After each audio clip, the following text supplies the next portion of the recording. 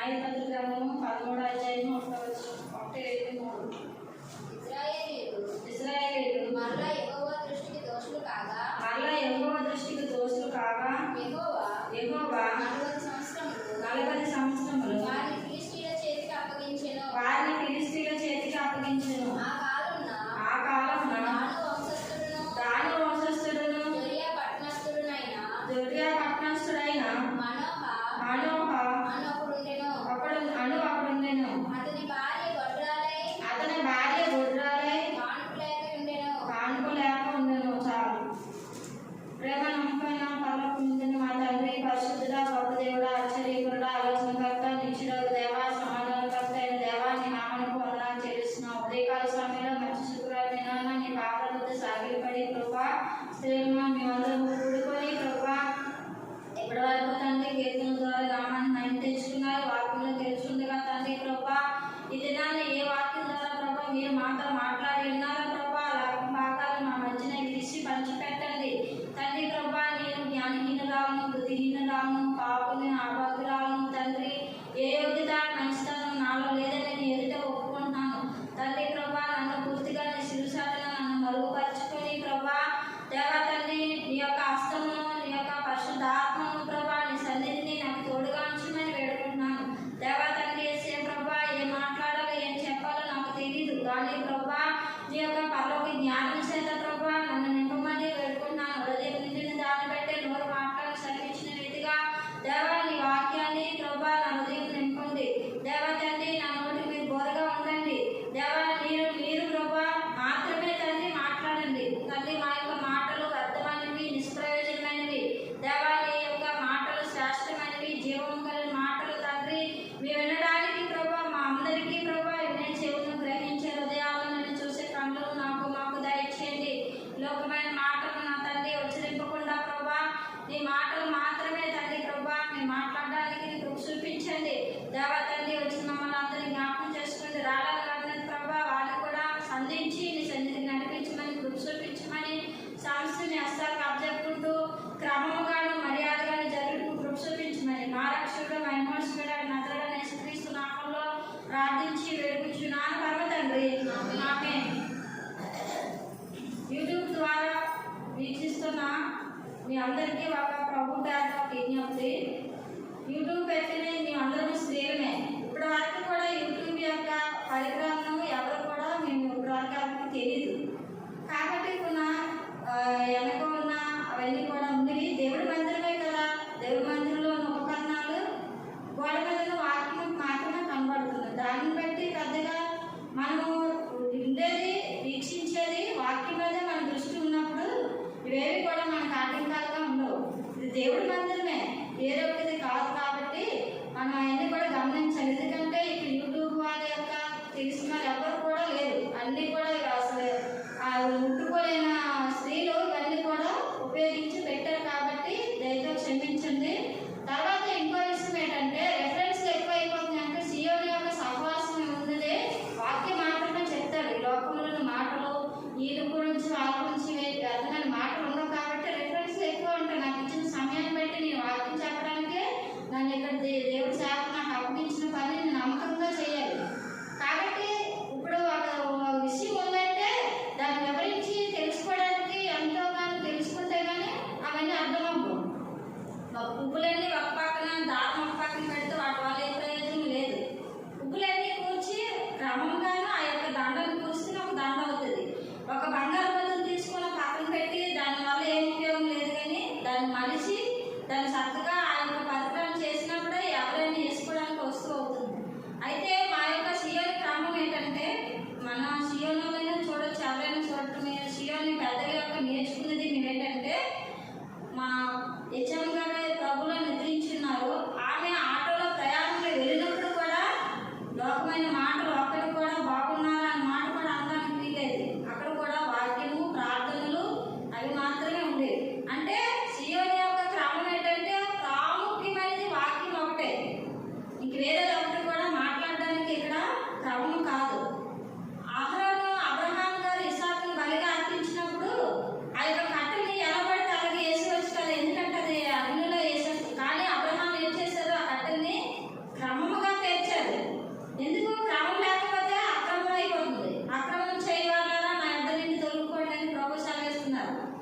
కాబట్టి ఇక్కడ నేను చెప్పేది రెఫరెన్స్లు ఎక్కువ అవుతున్నాయని మీరు అనుకోవచ్చు. మీ మనసు మరి ఇక్కడ వినేది దేనికోసం మనం ఉండేది? వాక్యం కోసమే కదా. ఒక స్త్రీ ఉంది, ఒక స్త్రీ గురించి చెప్పాలంటే బైబిల్లో చెప్పినవి రెఫరెన్స్ చూపించకపోతే దానివల్ల ఆమె ఎక్కడి నుండి వచ్చింది, ఏ దేశం నుండి వచ్చింది, ఎవరి యొక్క తల్లిదండ్రులు, ఏ వంశం, అవన్నీ చెప్పాలి కదా. అవన్నీ చెప్పకుండా మనకు తెలియాలంటే ఒకవేళ మీరు ఎక్కువ వాక్యం తెలుస్తున్నారేమో, నేను చెప్పిన దాన్ని ఇక్కడ గొప్పదాన్ని నేను ఏమాత్రం కాదు. నేను ఎక్కువగా వినడానికే నేను ఎక్కువగా ఉపయోగిస్తాను కానీ చెప్పడానికి కాదు. కాకపోతే సియోను క్రమాన్ని మనం ఎప్పుడు కూడా పాటించాలి. సియోను క్రమంలో ఓన్లీ కంపల్సరీగా ఉండేది వాక్యం ఒక్కటే. వాళ్ళని నేను నేర్చుకునేది మాత్రం ఆ క్రమం. ఎందుకంటే వాక్యం తప్ప వేరేది ఏదో కూడా మాట్లాడడానికి ఇక్కడ క్రమం కాదు. కాబట్టి ప్రభు పేట మీకు మనం చేస్తున్నాం, తప్పుంటే క్షమించండి. వాక్యంలోకి వెళ్తున్నాం.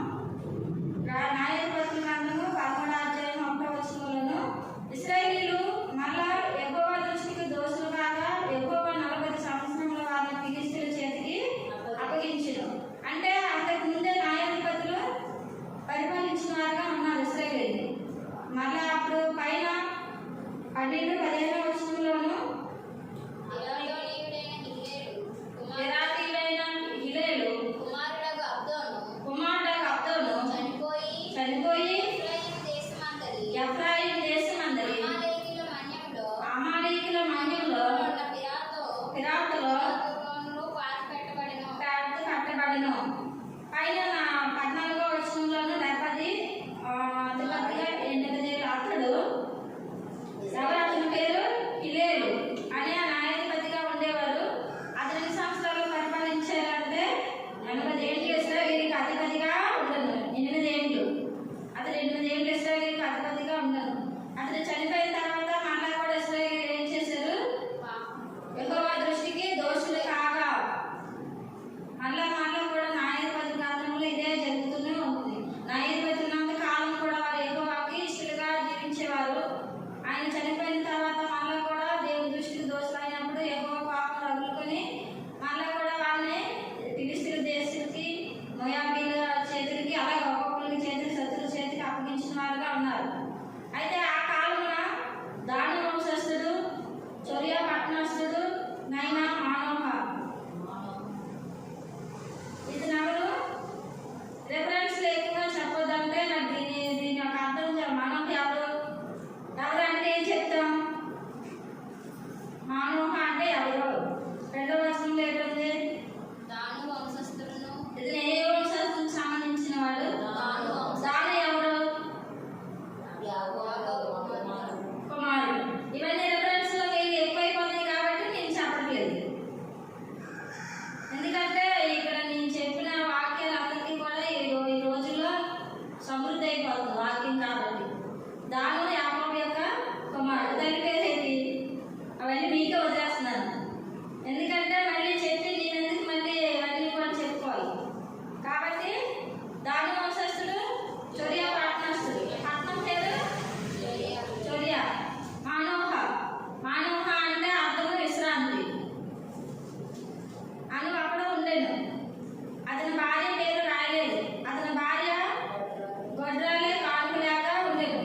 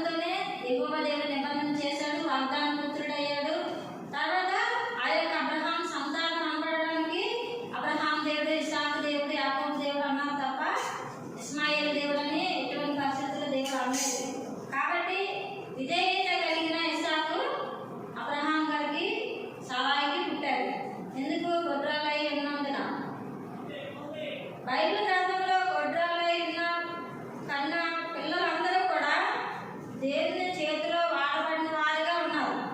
ముందుగా పుట్టిన వారి పిల్లల వల్ల ఏమి ప్రయోజనం లేదు. బైబిల్ గ్రంథంలో వారి కొరకు ఎటువంటి కాలక్రమం కానీ ఎటువంటి క్రియలు కూడా రాయలేదు.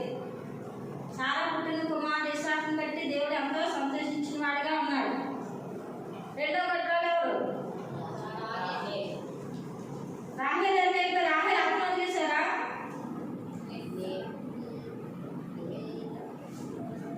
రాహేల్ అంటారు తీయండి. ఆదికాండము 25వ అధ్యాయము. ఇస్సాకు తల్లి అయిన సారాయి గుడారు ఇస్సాకు భార్య గొడ్రాలు గనుక 25, 21. ఆదికాండము 25, 21.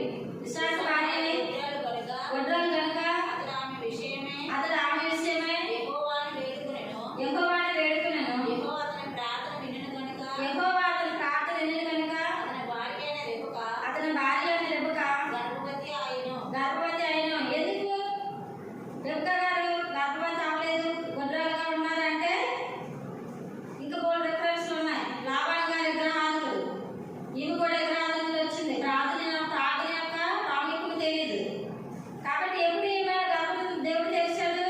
ఇస్సాకు భార్య గొడ్రాలే కనుక అతడు ఆమె విషయమే యెహోవాను వేడుకొనెను. యెహోవా అతని ప్రార్థన వినెను. అంటే వారు ప్రార్థన చేసేవారు కూడా యెహోవా రెబెకా గారిని గొడ్రాలుగా ఉంచారు. మొదట సారా ఎందుకు గొడ్రాలుగా ఉంచారంటే ఇస్సాకు విధేయత గల కుమారుడు కలిగిన వారికి కూడా అబ్రహాము విశ్వాసం తండ్రి కనుక విశ్వాసాన్ని పరీక్షించడానికి కనుక సారాయిని గొడ్రాలుగా యెహోవా చేస్తున్నాడు. తర్వాత ఈమె రెబెకా గారిని ఎందుకు గొడ్రాలుగా ఉంచారంటే రెబెకా విగ్రహారాధన నుండి వచ్చింది. ప్రార్థన యొక్క ప్రాముఖ్యత తెలుసుకోవడానికి ఈమె గొడ్రాలు ఎప్పుడైతే ఇద్దరు కలిసి ప్రార్థన చేశారో యెహోవా గర్భాన్ని తెరిచిన వాడిగా ఉన్నారు. అప్పుడు 22వ వచనంలో ఆమె గర్భంలో శిశువులు ఒకరితో ఒకడు వెలుగులాడి కనుక ఆమె ఇలాగైతే నేను బ్రతుకుట ఎందుకని అనుకొని ఈ విషయమై యెహోవాను అడగ వెళ్ళెను. అప్పుడు యెహోవా ఆమెతో ఎట్లనెను, రెండు జనములు నీ గర్భంలో కలవు, రెండు జనపదములు నీ కడుపులో నుండి ప్రత్యేకముగా వచ్చును. ఒక జనపదము కంటే ఒక జనపదము బలిష్టమై ఉండును. పెద్దవాడు చిన్నవాడికి దాసుడగునని అనెను. అయితే ఇక్కడ ఇప్పుడు ఈమె ప్రార్థన చేసి దేవుడి సన్నిధికి వెళ్ళి అడగాలని అనుకుంటూ ఉంటే దేవుడు ఆమెకి సమాధానం ఇచ్చిన వాడిగా ఉన్నారు. ఈమె గొడ్రాలై ఉండకపోతే ప్రార్థన యొక్క ప్రాముఖ్యత తెలుసుకోదు. కాబట్టి ఈమెలో నుండి జనపదాలు ఏసావు యాకోబు అనే కుమారులు పుట్టి ఉన్నారు. పెద్దవాడు ఇంకా పుట్టక ముందే వారి భిన్నంగా ఉండకుండానే వారి కొరకు దేవుడు ఏం చెప్పాడు, పెద్దవాడు చిన్నవాడికి దాసుడు అవుతాడని. అవన్నీ కూడా ముందే గ్రహించి దేవుడి ద్వారా బయలుపరుచుకుంది రెబెకా గారు. మూడవ వారు రాహేల్. ఎందుకు గొడ్రాలుగా దేవుడే చేశాడు. ఎందుకు చేశాడు రాహేల్ గారిని? యాకోబు రాహేలును ప్రేమించుటకై ఆదికాండము 29వ అధ్యాయము 31, 32. లేయా ద్వేషింపబడుట యెహోవా చూసి ఆమె గర్భం తెరిచెను. రాహేలు గొడ్రాలై ఉండును. యాకోబు గారికి ఎవరి ఇష్టము? రాహేలు. ఎందుకంటే లేయా జబ్బు కలది. లేయా గారు జబ్బులు కలది, రాహేల్ గారు సుందరవతి కాబట్టి మనం మనసులో కూడా పైరూపాన్ని చూస్తాం. దేవుడు ఏం చూశాడు?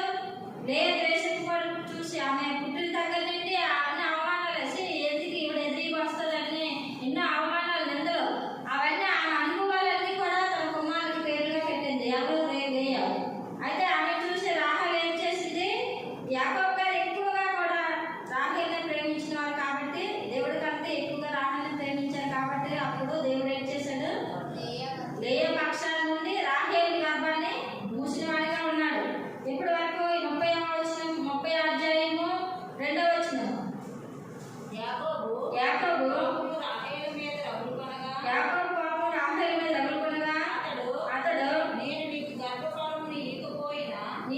ప్రతిఫలం ఇయ్యకపోయినా దేవునికి ప్రతిగా ఉన్నానా అనిను.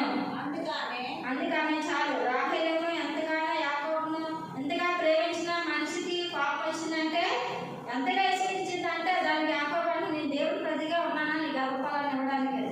అంతగా విసిగించిన తర్వాత 30వ అధ్యాయము 22వ వచనము. దేవుడు రాహేలుని జ్ఞాపకం చేసుకొని ఆమె మనవి విని ఆమె గర్భం తెరిచిన. ఎప్పుడు రాహేల్ గారికి దేనా కుమార్తె పుట్టిన వరకు కూడా రాహేల్ గారికి పిల్లలు కనలేదు. అప్పుడు లేయా సంతానం పూర్తయిందని చెప్పి 4 పిల్లలు పుట్టిన తర్వాత 29-35 అధ్యాయంలో లేయా గారికి ఆమె గర్భం మళ్ళా గర్భవతి కుమారుని కని సారి యెహోవాను స్తుతించును అనుకొని యూదా అని పేరు పెట్టిన. అప్పుడు ఆమెకి పాప పుట్టినాయి. ఆ తర్వాత కూడా రాహేల్ గారికి పిల్లలు పుట్టలేదు. ఇంకా ఆ యొక్క రూబేన్ గారు కొత్త కాలం వృక్ష పట్టణం వచ్చిన తర్వాత కూడా మళ్ళా కూడా 2 కుమారులు 1 కుమార్తె పుట్టిన తర్వాత అప్పుడు రాహేల్ గారిని జ్ఞాపకం చేసుకున్నారు. ఎందుకంటే గోత్రాలు 12 గోత్రాల్లో 6 గోత్రాలను ఎవరు కన్నారు? లేయా గారే కన్నారు. యేసు ప్రభు వారి వంశాన్ని యూదా గోత్రాన్ని కూడా లేయా గారే కన్నారు. అప్పుడు తర్వాత రాహేల్ గారిని ఎక్కువగా జ్ఞాపకం చేసుకుని ఆమెకు జ్ఞాపకం చేశారు. అయితే ఈయనకు పుట్టిన కుమారుడు కూడా ఎలాంటి వారు? యేసేపు ఎలాంటి వాడు? ఐగుప్తు దేశానికి ప్రధానమంత్రిగా అయ్యాడు. ఆదికాండం 49-22 వచనం. ఆదికాండం 49-22 వచనం. యేసేపు ఫలించుడు కొమ్మ ఓట యొద్ద ఫలించుడు కొమ్మ. దాని శ్రేష్టమైన కుమారుని రాహేల్ గారికి దేవుడు అనుగ్రహించిన వాడిగా ఉన్నారు. ఎవరు? ముందుగా గుడ్రాలేని. ఇటువంటి గుడ్రాలుగా ఉన్న పిల్లలందరూ కూడా అంత శ్రేష్టమైన వారు. ఇవన్నీ చెప్పడానికి మరి రెఫరెన్స్లు ఎక్కువ కాబట్టి నేను అనలేదు, తప్పుగా చెప్తున్నాను. ఎంతమంది చూసా? 4వ వారు ఎవరు? 4వ గుడ్రాలు మనం చదివిన వచ్చినాయి. న్యాయాధిపతులు 13వ అధ్యాయం. మానవులకు భార్య గొడ్రాలే ఇండును. అందరూ 4. 5 మొదటి సమూయేలు గ్రంథము 1వ అధ్యాయము 2-3 వచనాలు. వీరిలో ఒక దాని పేరు అన్న. రెండవ దాని పేరు పెనిన్నా.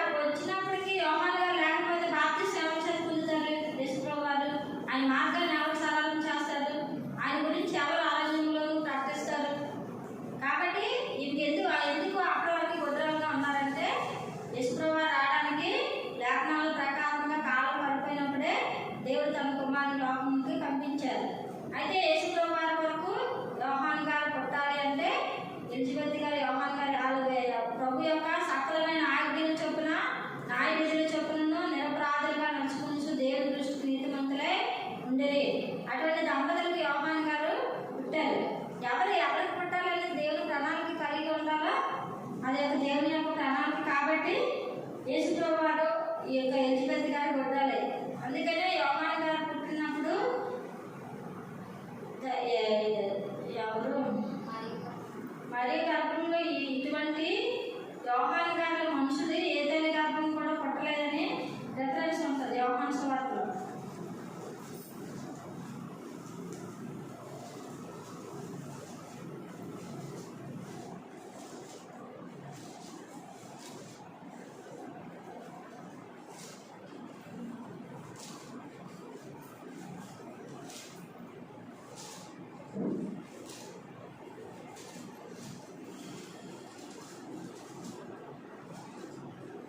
యోహాన్ గురించి సాక్ష్యం ఉంటుంది. యోహాన్ లాంటి ప్రవక్త ఎన్నడూ ఎప్పుడు కూడా పుట్టలేదు. పాత నిబంధన గ్రంథంలో మోసే గురించి చాలా చెప్పబడింది, కొత్త నిబంధనలో యోహాన్ గురించి చాలా చెప్పబడి ఉన్నది. అయితే ఇప్పుడు ఎంతమంది గొడ్రాలు చూసాము? 6 గొడ్రాలే. పిల్లలు కన్నారా లేదా? అందరూ కన్నారు. ఎటువంటి వాళ్ళని కన్నారు? శ్రేష్టమైన వాళ్ళని కన్నారు. అటువంటి అన్నగారు పుట్టిన సమూయేలు గారు న్యాయాధిపతి గాను ప్రవక్త గాను ఇశ్రాయేలుకి తన బ్రతుకు దినాలన్నీ కూడా ఇశ్రాయేలుకి అటువంటి శ్రేష్టమైన దేవుడు సమూయేలు గారిని ఇచ్చారు. ఇచ్చిన తర్వాత ఒక వచనం న్యాయాధిపతి మొదటి సమూయేలు గ్రంథము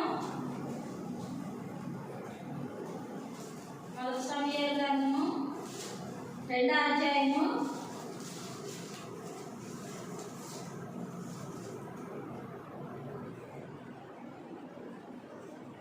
5వ వచనం. తృప్తిగా భుజించిన వారు అన్నము కావాలని ఊలికిపోవుదురు. ఆకలి కొనిన వారు ఆకలి తీరా తిందురు. గుడ్రాలు 7 పిల్లలను కనెను. అనేకమైన పిల్లలను కనినది కృషించుకోవను. ఇక్కడ గొడ్రాల గురించి ఏం రాసింది? గొడ్రాలు 7 పిల్లలను. గొడ్రాలు అయితే 7 పిల్లలను ఎలా కంటది అంటే గొడ్రాలు చేసేది యెహోవాయే దేవుడు. కానీ ఆమెను 7 అనగాక సంపూర్ణం. ఆమెను దేవుడు ఏం చేస్తాడంట? సంపూర్ణంగా చేస్తాడు. ఎందుకు? ఆ యొక్క ప్రణాళిక కలిగింది దేవుడి యొక్క ప్రణాళిక ప్రకారంగా ఆమెను ఆ దినాల వరకు కూడా కాలం పరిపాలనైనప్పటికీ కూడా ఆమె గొడ్రాలుగా ఉంచాడు. తర్వాత దేవుని దృష్టి అందు ఉంచాడు కాబట్టి గొడ్రాలు 7 పిల్లలను కనున్న వాక్యంలోకి వస్తారు. 7వ వాడు ఒకరు ఉన్నారు. ఇప్పుడు వరకు ఎంతమంది చూసాం? 6 యెహోవా దేవుడు యేసయ్య అందరూ కూడా ఈ 6 కూడా గొడ్రాలు అయినప్పటికీ కూడా పిల్లలను కన్నారు. ఎటువంటి వారిని కన్నారంటే శ్రేష్టమైన వారిని కన్నారు. దేవుని దృష్టికి వాళ్ళు వెళ్ళిపోయిన వారుగా ఉన్నారు. 7వ వారు ఉన్నారు. వాళ్ళు చెప్తారా?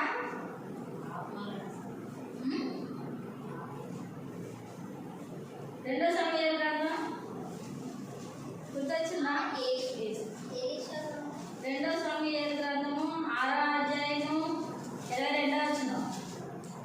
2వ సమూయేలు ఎందుకంటే మరి ఎక్కువగా నేను ధృవీకరింపబడి నా దృష్టికి నేను అల్పుడునే నీవు చెప్పిన పనికత్తుల దృష్టికి గనుడనవుదునని మీకాలతో అనెను. మరణం వరకు సౌలు కుమార్తె యగు మీకాలు పిల్లలను కనకయుండెను. 6 గొడ్రాలు కూడా సమూయేలు గారు దేవుడి సన్నిధిలో విడిచిపెట్టిన తర్వాత అన్నాగారు ఎంతమంది పిల్లలను కన్నారు? ఇస్సాకు సారా గారు ఒక కుమార్తె అయినప్పటికీ కూడా ఆయన జనంగాను ఒక గొప్ప జనంగా చేస్తున్నాడు. ఆయన యాజకులుగా తర్వాత దేవుడికి 12 మంది గోత్రకర్తలను 6 నుండి వచ్చారు.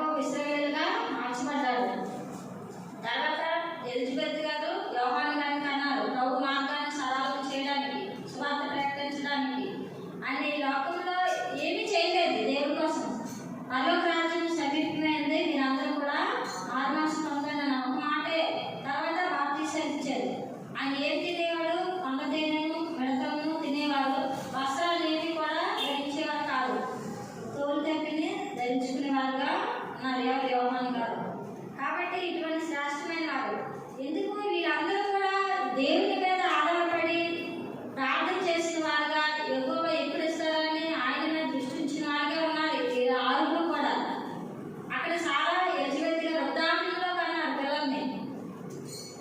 మిగతా వారు కూడా కొద్దిగా యవ్వనంలో ఉన్నప్పుడే కన్నారు. కానీ సారా గారు యజవేతి గారు వృద్ధాప్యంలో కన్నారు. కానీ పుట్టిన సమయంలో కూడా వాళ్ళు కన్నీరుగా ఉన్నారు. అయితే ఇప్పుడు వారు ఆరుగురు వలె ఉన్నామా, లేదంటే మేకాల వలె? మేకాలు ఎలా ఉంది? మార్గంలోనే కనలేని దానిగా ఉన్నది. మనం దేవుని నమ్ముకొని ఉన్నాము. వాళ్ళు పిల్లలు కనలేని గొడ్రాల వలె ఉన్నారు. తర్వాత పిల్లలు కన్నారు. మనం ఆత్మీయంగా దేవుడు నమ్ముకొని గొడ్రాలుగా ఉండి పిల్లలు కలిగిన వారుగా ఉన్నామా, లేదంటే మేకాల వలె? అసలు గొడ్డతనం ఎవరంటే మేకాలు గారు. మన జీవితం కూడా ఆత్మీయ గొడ్డతనం కలిగిన వారుగా ఉన్నామా? ఎందుకంటే అపొస్తలుడు పౌలు పురుషుడు అయినప్పటికీ కూడా నేను ప్రశ్న వేదన పడుతున్నాను అన్నాడు. ప్రశ్న వేదన ఎవరు పడతారు? స్త్రీలు పడతారు. అపొస్తలుడు పౌలు గారు ప్రశ్న వేదన పడుతున్నాను. దేనికోసం ప్రశ్న వేదన? ఆత్మీయ జీవితం కోసం. అటువంటి ప్రశ్న వేదన మన స్త్రీలకి మనకుందా? మేకాలు అంటే దావీదు ఎటువంటి దేవుడు రాజు, గొర్రెల దొడ్డిలో నుండి మహారాజుగా దేవుడు చేశాడు. ఒక ఓబేదేవు ఇంట్లో నుండి దేవుడు మందసాన్ని తీసుకుని వచ్చినప్పుడు పాటలు పాడుతూ దేవుడు నాచును ఆడుతూ వస్తుంటే ఎంతో ఏడుపచ్చిందంట. 20వ వచనంలో, 6వ అధ్యాయము 20వ వచనం. తన ఇంటి వారిని దీవించుటకు తన ఇంటి వారిని దీవించుటకు దావీదు తిరిగి రాగా సౌలు కుమార్తె మీకాలు దావీదును ఎదుర్కొని బయలుదేరి వచ్చి హీనస్థితి గల పనికత్తెలు చూచుచుండగా వ్యర్థుడప్పుడు తన బట్టలను విప్పివేసినట్లుగా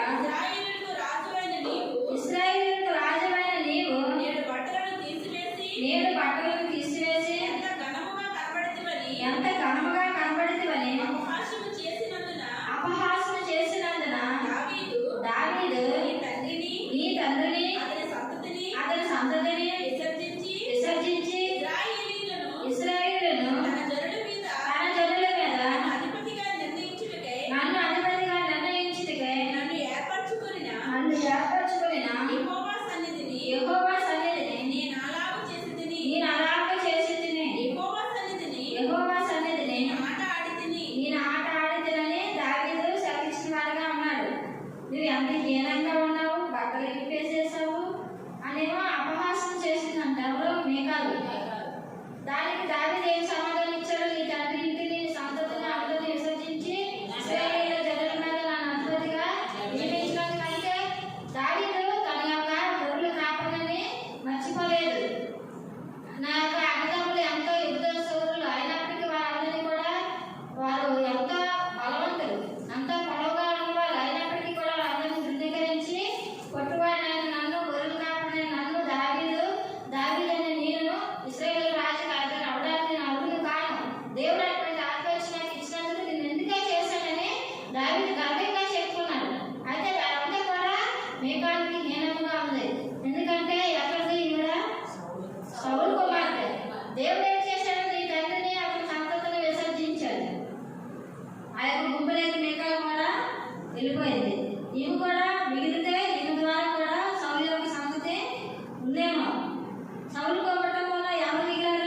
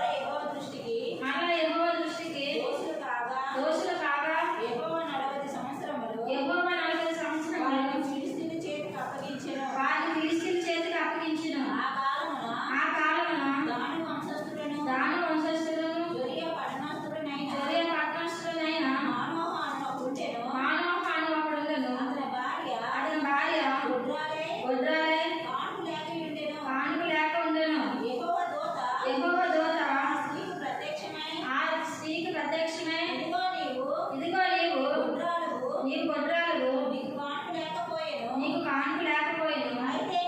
అయితే నీవు గర్భవతివై కుమారుని కందువు. కాబట్టి ఇక్కడ దేవుడు గొడ్రాలు అయినప్పటికీ దేవుడు దూత వచ్చి ఆమెతో మాట్లాడిన వారుగా ఉన్నారు. నీ గొడ్రాలు కనుక నీ గర్భవతి కుమారుని కందువు అన్నప్పుడు ఆమె నేను ఆ బిడ్డకి చేయవలసినవన్నీ కూడా దేవదత్తులు నీవు గర్భవతి అయినప్పుడు అతను మంగళ గది రాకూడదు, నువ్వు ద్రాక్షరసం మద్యపానమైనను తాగకూడదు, అపవిత్రమైన దేవి పనులను ముట్టుకోకూడదు, నువ్వు పవిత్రంగా ఉండాలి అని దేవుడు సెలవిచ్చిన వారుగా ఉన్నారు. ఎవరు? దేవదత్త. అప్పుడు ఆమె పక్కన ఎవరు లేరు? తన భర్త లేరు. ఆమె ఉన్నప్పుడే అయితే ఆమె పొలంలో ఉన్నప్పుడు ఆయన వద్దకి వెళ్ళి 8వ వచనం, అందుకు మానవ నా ప్రభువా నీవు పంపిన దైవజనుడు మరలా మా యొద్దకు వచ్చి పుట్టబో ఆ బిడ్డకు మేము ఏమేమి చేయవలనో దానిని మాకు నేర్పినట్లు దయచేయమని యెహోవాను వేడుకొనగా దేవుడు మానవ ప్రార్థన ఆలకించిన గనుక ఆ స్త్రీ పొలంలో కూర్చుండగా దేవుని దూత ఆమెను దర్శించును. మొట్టమొదట స్త్రీని దర్శించినప్పుడు మానవుకు చెప్పినప్పుడు మానవ అని పేరుకి ఏం చెప్పారు? అర్థం విశ్రాంతి. మానవ భార్య పేరు రాయబడలేదు కాబట్టి కొన్ని భార్య పేరు దావీదు తల్లి పేరు కూడా దేవుడి గ్రంథంలోనూ రాయబడలేదు. కొన్ని పేర్లు దేవుడు అనుమతించారు, కొన్ని పేర్లు అనుమతించలేదు. అయినప్పటికీ కూడా వారు చేసిన క్రియలు మాత్రం దేవుడు పరిశుద్ధ గ్రంథంలో రాయబడ్డాయి. కాబట్టి దేవుడు మానవ ప్రార్థన దేవుడు ఆలకించిన వాడుగా ఉన్నాడు. తర్వాత ఆమె పెద్దతిని మళ్ళా కూడా వాళ్ళిద్దరికీ కూడా పుట్టబో బిడ్డకు మేమేమి చెయ్యాలి అవన్నీ మాకు చెప్పమన్నప్పుడు మళ్ళా రెండోసారి కూడా భార్య భర్తలకి ఇద్దరికి కూడా వాళ్ళిద్దరికి చెప్పిన వాడుగా ఉన్నారు. ఎవరు? దేవదత్త. అయితే ఇప్పుడు నువ్వు నేను కూడా ఆత్మీయ బిడ్డలైనా పార్వతులైనా పడుకుంటున్నావు. ఇటు తిరుగు.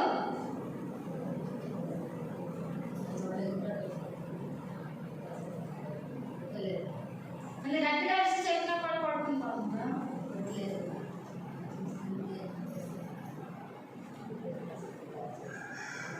అయితే ఆ దేవదూత ఇద్దరికి కూడా చెప్పారు. ఇప్పుడు మనం కూడా మనకు దేవుడు అనుగ్రహించిన బిడ్డలను బట్టి బాధ్యత కలిగి ఉన్నామా? మన బిడ్డలకి ఏం చేయాలని మనం కూడా దేవుడి దగ్గర అడుగుతున్న వాళ్ళగా ఉన్నామా? మానవ భార్య వలె దేవుడు కుమారులు అనుగ్రహించిన స్వాచ్ఛం, కుమార్తెలు ఆయన ఇచ్చిన బహుమానం, వాళ్ళ కొరకు మనం ఏం చేయాలి అని మనం దేవుడి దగ్గర అడిగిన వాళ్ళగా ఉండాలి. అప్పుడు దేవుడు ఆ బిడ్డకి ఏం చేయాలని వారిద్దరూ చెప్పిన వారుగా దేవతల చేత బోధింపబడిన వారుగా ఉన్నారు. అయితే 17వ వచనం 17వ వచనంలో యెహోవా దూత 17వ వచనం మాటలు నెరవేరిన తరువాత మానవ నీ మాటలు నెరవేరిన తర్వాత మేము నిన్ను స్మరించినట్టు మేము నిన్ను సన్మానించినట్లు నీ పేరేమని యెహోవా దూతను అడుగుగా యెహోవా దూత నీవేళ నా పేరు అడుగుచున్నావు అది చెప్పశక్యము కానిదనెను. అది చెప్పశక్యము కాదు. అప్పుడు వాళ్ళిద్దరూ కూడా అడిగిన ప్రశ్నలన్నిటికీ కూడా దేవతలు సమాధానం ఇచ్చారు. ఇచ్చిన తర్వాత అప్పుడు మానవ నీ పేరేమడిగినప్పుడు అది చెప్పనాశక్యము కానిదని చెప్పినప్పుడు 19వ వచనంలోను అంతట మానవ నైవేద్యముగా ఒక మేకపిల్లను తీసుకొని నైవేద్యముగా ఒక మేకపిల్లను తీసుకొని ఒక రాతి మీద యెహోవాకు అర్పించెను. మానవహయు అతని భార్యయు చూచుచుండగా ఆ దూత ఒక ఆశ్చర్య కార్యము చూచెను. ఎందుకంటే యెహోవా మానవ భార్య నీవు దేవుడు కాబట్టి నీకు బలి అర్పించమంటాం అన్నప్పుడు వారు నాకు బలిని అర్పించడం కాదు, దేవునికి మాత్రమే అర్పించమని ఆ దూత చెప్పినప్పుడు వారు ఏం చేశారు? బలిపెట్ట మీద నైవేద్యంగా ఒక మేకపిల్లను తీసుకొని రాత్రి మీద యెహోవాకు అర్పించారు. అప్పుడు 20వ వచనంలోను ఎట్లాగా జ్వాలలు బలిపెట్ట మీద నుండి ఆకాశంలోకి లేచుచుండగా యెహోవా దూత బలిపెట్ట మీద నా జ్వాలలు పరమునకు ఆరోహణమాయెను. మానవహయు అతని భార్యయు దానిని చూసి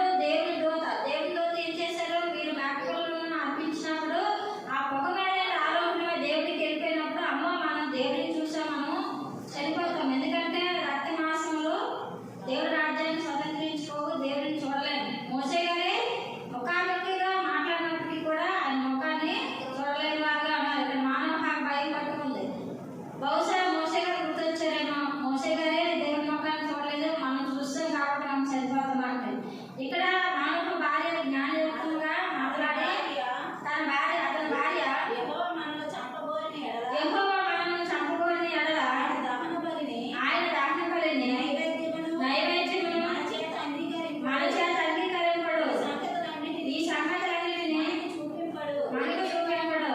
ఈ కాలమున ఈ కాలమున ఇంటి సంగతులను మనకి వినిపింపడని ఆయనతో చెప్పెను. అతనితో చెప్పాను. అప్పుడు ఇతనికి భయం కలిగింది మానవుడికి. కానీ ధైర్యంగా ఉండాలి. ఎవరన్నారు ధైర్యంగా? మానవుడు భార్య. అందుకే ఈమె జ్ఞానం కలిగిన స్త్రీ తన ఇల్లును కట్టుకునే రీతిగా ఈమె అతని భర్తని దృఢపరిచింది. ఎందుకు అలా భయపడతావు? ఇవన్నీ కూడా మన పట్ల జరిగించాలని దేవుడు ఉద్దేశం కలిగి ఉంటే మనం దేవుడు ఎందుకు చంపుతాడు? ఎందుకంటే ఈ నిరీక్షణ ఉంది మానవ భార్యకి. మనకి పుట్టబోయే బిడ్డకి ఏమేమి చేయాలో చెప్పారు, నేను ఏదైతే ఉండాలో చెప్పినప్పుడు ఇవన్నీ జరగవలసినట్టుగా మనల్ని ఎందుకు దేవుడు నువ్వు చనిపోయినా బిడ్డలు కలరు, నేను చనిపోయినా బిడ్డలు కలరు, ఇద్దరు కలిగి ఉంటామనే నిరీక్షణ ఈమెలో ఉంది, మానవులను లేదు. కాబట్టి ఆమె అతన్ని దృఢపరిచి ఈ సంగతులన్నిటినీ మనకు వినిపించడని వినిపింపడని ఆమెతో చెప్పాను. 24వ వచనంలో తర్వాత ఆ స్త్రీ కుమారుని కని అతనికి సంసోను అని పేరు పెట్టెను. అతనికి సంసోను అని పేరు పెట్టాను. ఆ బాలుడు ఎదిగినప్పుడు ఆ బాలుడు ఎదిగినప్పుడు యెహోవా అతనిని ఆశీర్వదించెను. యెహోవా అతనిని ఆశీర్వదించెను. ఇప్పుడు ఏం చేశారు? దేవుడి పట్ల నిరీక్షణ కలిగి ఉన్నాం కాబట్టి సమూయేలు పుట్టారు, సంసోను పుట్టారు. సంసోను అనే పేరుకి సూర్యుడి కిరణాల కాంతి అని అర్థం. సంసోను అన్న మాటకు సూర్యుడు కిరణాల కాంతి. యెహోవా అతనిని ఆశ్రయించాడు. ఎందుకు వీరిని దేవుడు ఆయనకి ఒడితనాన్ని తీసివేశాడంటే ఇశ్రాయేలు న్యాయాధిపతిగా ఉండడానికి, ఫిలిష్తీయులతో యుద్ధం చేయడానికి. కానీ మొట్టమొదటి వీరు చేసినవన్నీ కూడా దేవుడు ఆత్మీయ జీవితంలోనే నడిపించారు. సంసోను పడిపోయాడంటే తర్వాత తన సొగుదిని ఆధారం చేసుకున్నాడు కాబట్టి. కానీ తల్లిదండ్రులు చిన్నప్పుడు కడుపులో ఉన్నప్పుడు నుండి అపవిత్రమైన ఏవి కూడా ముట్టకుండా పవిత్రంగా జీవించింది మానవ భార్య. తర్వాత ఆమె అతని సంసోను అని పేరు పెట్టింది. బాలుడు అతడు ఎదిగినప్పుడు యెహోవా అతన్ని ఆశ్రయించును. 25వ వచనం. మరియు యెహోవా ఆత్మ సూర్యాకును ఎస్తయేలుకును మధ్యనున్న వామదానాల్లో అతని రేపుడుకు మొదలుపెట్టెను. మానవ ఏ పట్టణస్తుడు? జోరియా పట్టణస్తుడు. ఇప్పుడు ఈ ఫిలిష్తీయులతోనూ యుద్ధం చేసి ఇశ్రాయేలీయులకి వారికి దాసత్వం నుండి విడిపించాలి. ఎవరు? సంసోను. కాబట్టి 25వ వచనంలో దేవుడి కార్యాన్ని మొదలుపెట్టారు. ఆ యొక్క దేవుని ఆత్మ సంసోను మీదకి వచ్చినప్పుడు ఆ యొక్క మధ్యన మహోదయంలో అతన్ని రేపుడుకు మొదలుపెట్టిన వారుగా ఉన్నారు. అక్కడ నుండి ఈ యొక్క సంసోను ఈ యొక్క 14వ వచనం అంతా కూడా మనకి వేరే వచనాలు వస్తాయి. కాబట్టి మానవ భార్య జ్ఞానయుక్తంగా మాట్లాడి దేవుడి మీద నిరీక్షణ కలిగి దేవదూత చేత ఏదైతే చెప్పిందో అవన్నీ కూడా చేసి సంసోను కుమారుని కట్టాలి. కాబట్టి ఇశ్రాయేలు న్యాయాధిపతిగా ఉండడానికి అవన్నీ కూడా ఆత్మీయంగానే ఉన్నప్పటికీ కూడా మన బిడ్డలు కూడా ఇంత ఆత్మీయ జీవితంలో ఉన్నప్పుడే సంసోను గారు పడిపోయారు. వాళ్ళకంటే మనం గొప్ప వాళ్ళమా? మానవ భార్య వాళ్ళే. అటువంటి దాని గోత్రంలో పుట్టిన వారు, ఇశ్రాయేలు గోత్రంలో మన జీవితాలు ఏ రీతిగా ఉన్నాయి? ఆత్మ వల్లే గొడ్డుతనం వల్లే ఆత్మీయ గొడ్డుతనం వల్లే ఉన్నామా? దేవుడి కొరకు ప్రయాసపడిన వారుగా ఉన్నామా? దేవుడి మీద నిరీక్షణ కలిగిన వారుగా ఉన్నామా? ఆయన వద్ద మనకి ఏదైతే అవసరం ఉందో మన బిడ్డల కొరకు ప్రార్థించిన వారుగా ఉన్నామా దేవుడి సన్నిధిలోకి వచ్చి? లేదంటే మేకాల వల్లే ఇతరులను నివసించిన వారుగా, మాటల చేత గాయపరిచిన వారుగా ఉన్నామా? తన జీవితకాలం అంతా మానవ పిల్లలను కనలేని దానిగా ఉన్నారు. దానివల్ల ఏంటి ప్రయోజనం లేదు. సౌలు కుటుంబాన్ని దేవుడు ధృవీకరించాడు. ఆ యొక్క సంస్థలోకి మిగతాలు కూడా జాబితాలో చేరిపోయేది. సౌలు కుటుంబంలోని దావీదు కుటుంబంలోనికి ఆమె చేర్చబడలేదు. సొలొమోను రాజు గారు బత్షెబ ద్వారా పుట్టారు. మిగతాలు ఒక్క కుమారుడు కూడా పుట్టలేదు దావీదుకి. ఎంతో మంది భార్యలు ఉన్నారు దావీదుకి, వారందరికీ కూడా కుమారులు ఉన్నారు. అన్నప్పటికీ కూడా ఊరియా భార్యగా ఉన్న బత్షెబ తన భర్త కొరకు ఎంతగానో ప్రలాపించింది. తర్వాత దావీదు దగ్గరికి వచ్చింది అయింది. కానీ మొట్టమొదట వాటికి ఇచ్చిన ప్రాధాన్యత ఇవ్వాలి. దేవుడు ప్రతిదీ కూడా లెక్కలకు అప్పచెప్తారు. మనం చేసిన ప్రతి ప్రవర్తన, ఆలోచన అన్నీ కూడా దేవుని దృష్టి విలువైనగా ఉంటేనే దేవుడు మన ప్రార్థనలు ఆలకించిన వాడుగా ఉంటాడు. కాబట్టి ఆ రాజుల వలె మనం ఇప్పటి వరకు కూడా ఆత్మీయంగా ఒడితనంగా ఉన్నట్లయితే దేవుడి కొరకు